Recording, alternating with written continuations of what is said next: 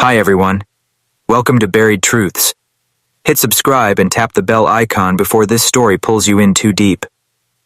Some stories are told in daylight, in safe voices, with happy endings. This isn't one of them. This is a story the people of Bell Hollow, Virginia, have tried to bury for nearly half a century. It's a story whispered about behind closed doors, torn from public records, and softened in family retellings until it became nothing more than a cautionary murmur. But the real version, the one I found locked away in the courthouse basement, was never meant to be spoken aloud. It begins in the summer of 1976, a summer thick with cicadas and the smell of honeysuckle. Bell Hollow was a small, self-contained town then. Everyone knew everyone, or at least they thought they did.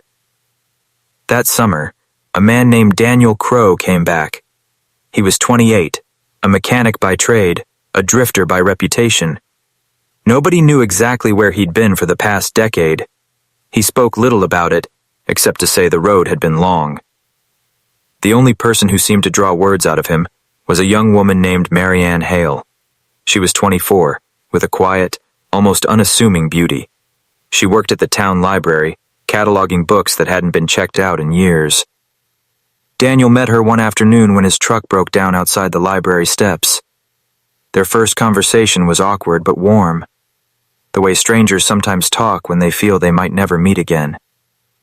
But they did meet again, and again. By autumn, they were inseparable. In a place like Bell Hollow, that meant everyone noticed, and everyone approved. The Hales were a respected family. Daniel, though a returning outsider, was a Crow, an old Bell Hollow name. The match seemed almost poetic.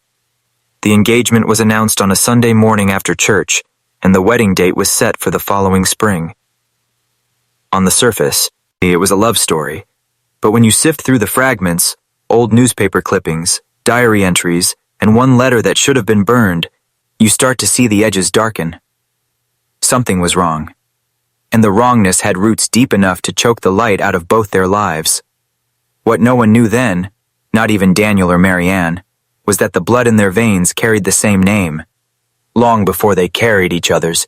There's a reason small towns have long memories. It's not because they care more, but because secrets here have nowhere to hide.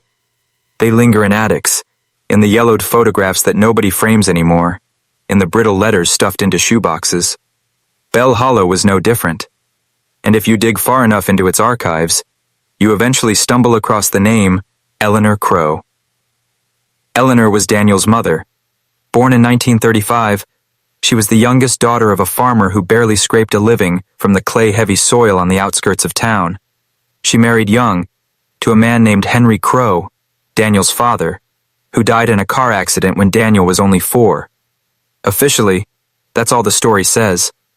Unofficially, there were rumors that Henry had been drinking, that the accident happened on the wrong side of county lines, and that Eleanor had been seen a week later with bruises she couldn't explain. After Henry's death, Eleanor struggled. She cleaned houses, took in sewing, and sometimes vanished for days, leaving Daniel in the care of neighbors. In 1954, when Daniel was 6, Eleanor gave birth to a baby girl.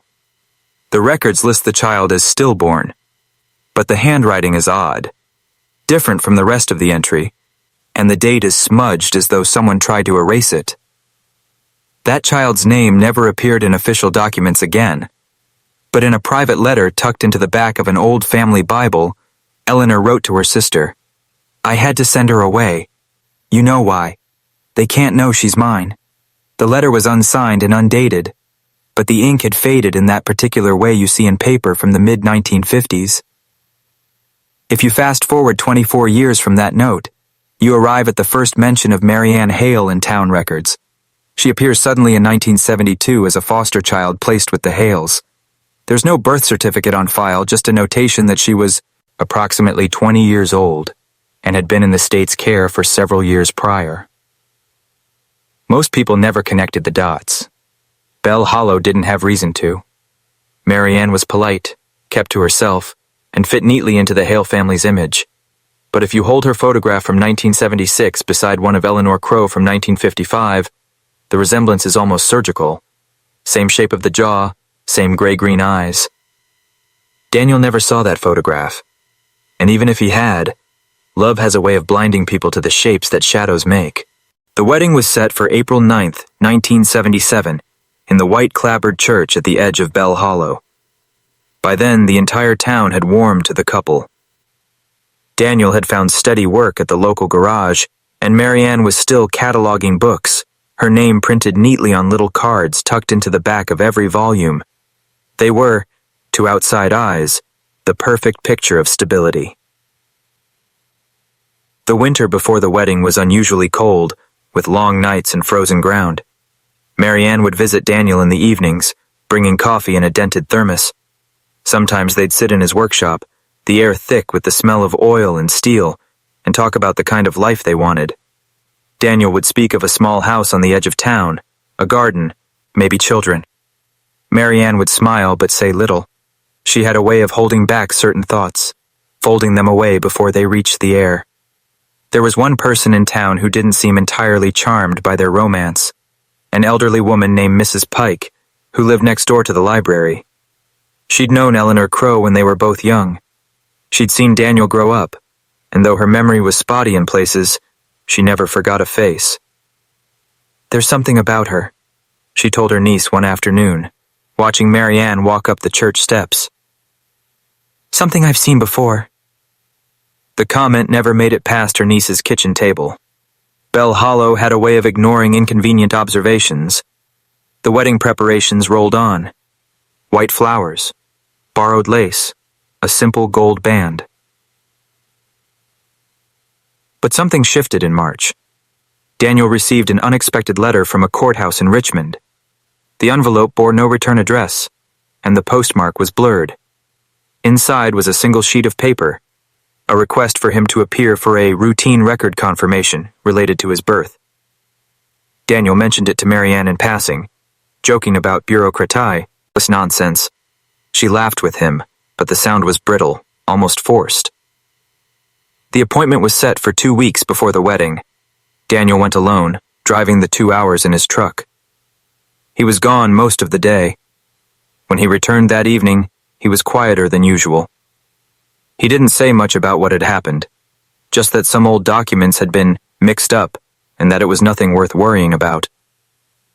But from that night on, he started looking at Marianne a little differently, not with suspicion, but with the kind of searching gaze people have when they're trying to recognize something they can't quite name. The wedding day dawned clear and bright, as if the weather itself had been ordered for the occasion. The church bells rang at noon, and the people of Bell Hollow filled the pews until there was hardly room to stand.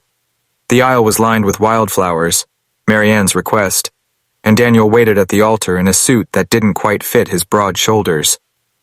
When the doors opened and Marianne stepped inside, the room seemed still.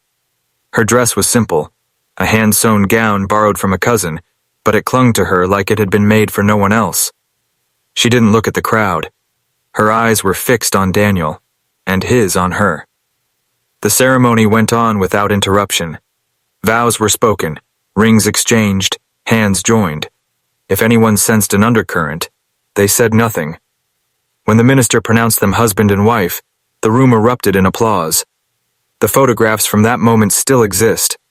Grainy black and whites, Daniel's arm around Marianne's waist, both smiling. But if you look closely, Daniel's smile is just a fraction tighter than hers, his eyes just a little more guarded. The reception was held in the church basement. A long table groaned under the weight of casseroles, pies, and a towering cake baked by the local bakery.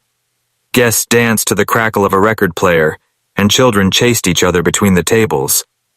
It was the kind of afternoon that people would remember fondly for decades, the good old days before the town began to change. But there was one moment no one spoke of, because hardly anyone noticed. Near the end of the reception, Daniel stepped outside for air. He was gone for several minutes. When he returned, his face was pale, and his hands trembled as he poured himself a drink. Later, much later, I found out why. A man had approached him outside, someone Daniel didn't recognize at first. He was middle-aged, with thinning hair and a cigarette hanging from his lips. He handed Daniel a small, crumpled envelope and said only, "You should know what's in there." Then he walked away without looking back. Daniel didn't open it until the next morning. Inside was a single photograph, faded, worn at the edges, of a woman in a hospital bed, holding a newborn. The woman was Eleanor Crow, and the newborn was not Daniel. It was Marianne. Daniel sat on the edge of the bed, the photograph trembling in his hands. The morning light cut across the room in a thin blade, illuminating the dust in the air. Marianne was still asleep beside him, her breathing slow and steady. He stared at the image, at Eleanor's tired smile, at the swaddled infant, and felt the floor tilt beneath him. The date scrawled on the back in smudged pen was March 3rd, 1954. Daniel knew exactly where he had been that year, still a child himself, barely 6 years old. That meant the baby in the picture couldn't be him. And if the woman in the photograph was indeed his mother, then there was only one explanation for who that baby was. He tried to tell himself it was impossible, a mistake, a coincidence. But his mind kept returning to details he had ignored for years.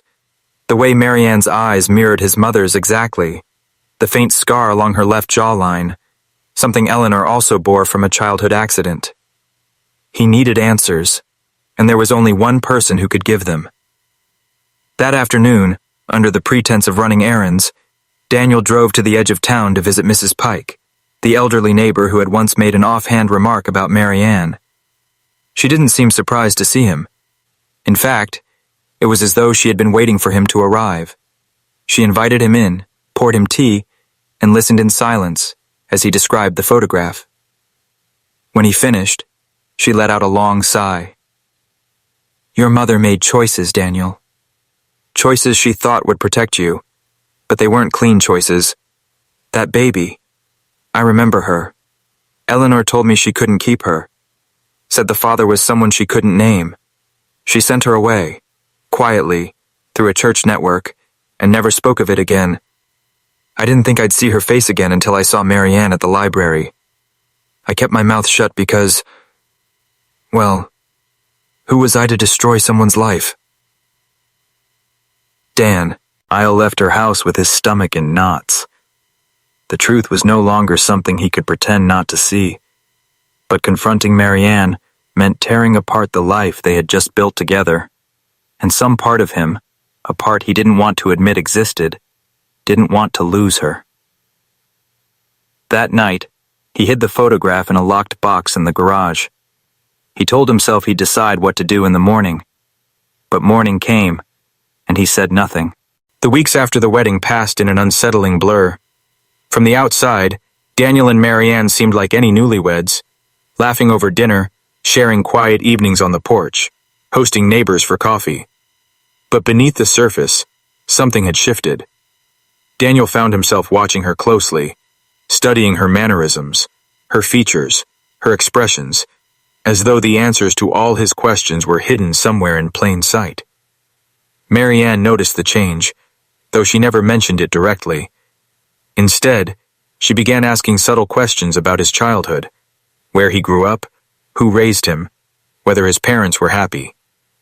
Daniel answered carefully, measuring each word. But every conversation seemed to circle dangerously close to the truth. One evening, about a month after the wedding, Daniel came home to find Marianne sitting at the kitchen table with an open shoebox in front of her. Inside were old photographs. His photographs. She held one up without looking at him. It was of his mother, Eleanor, standing in front of the farmhouse on a summer day. The wind had caught her hair, and she was smiling faintly at the camera. "She looks familiar," Marianne said softly, her voice unreadable. "Like someone I've seen in the mirror." Daniel's stomach tightened. "She had one of those faces," he replied, forcing a smile. But Marianne didn't smile back. She simply set the picture down and closed the box. The tension between them grew heavier in the days that followed. They slept in the same bed, but their bodies seemed to keep a careful distance. Daniel considered telling her everything, about the photograph, about Mrs. Pike, about the suspicions that had been eating him alive. But each time, something stopped him. Perhaps it was fear. Perhaps it was the unspoken knowledge that once the truth was spoken aloud, there would be no undoing it. Then came the letter. Irari, read on a rainy Tuesday afternoon, addressed to both of them in careful handwriting. Inside was a single sheet of paper, neatly typed.